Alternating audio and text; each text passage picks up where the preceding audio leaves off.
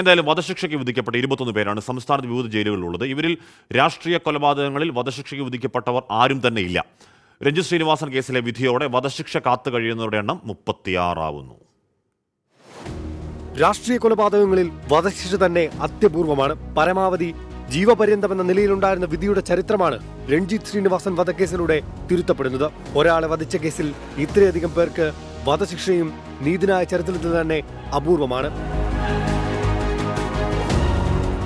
Thiruvananthapuram central ജയിലിൽ 9 പേരാണ് വധശിക്ഷയ്ക്ക് വിധിക്കപ്പെട്ടിട്ടുള്ളത്.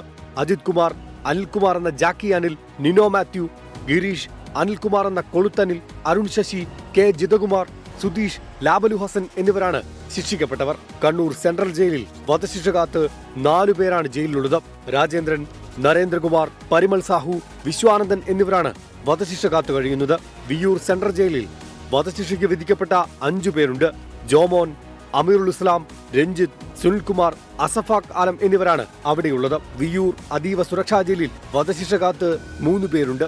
രാജ്കുമാർ, അബ്ദുൽ നാസർ, തോമസ് ചാക്കോ എന്നിവരാണ് വധശിക്ഷ കാത്ത് അതീവ സുരക്ഷാ ജയിലിലുള്ളത്. കേരളം രൂപീകരിച്ച ശേഷം ആദ്യ വധശിക്ഷ 1958 നടപ്പിലാക്കിയത്. കേരളത്തിൽ നടന്ന അവസാന വധശിക്ഷ 1991 റിപ്പർ ചന്ദ്രനെയാണ് അന്ന് തൂക്കിക്കൊന്നത്.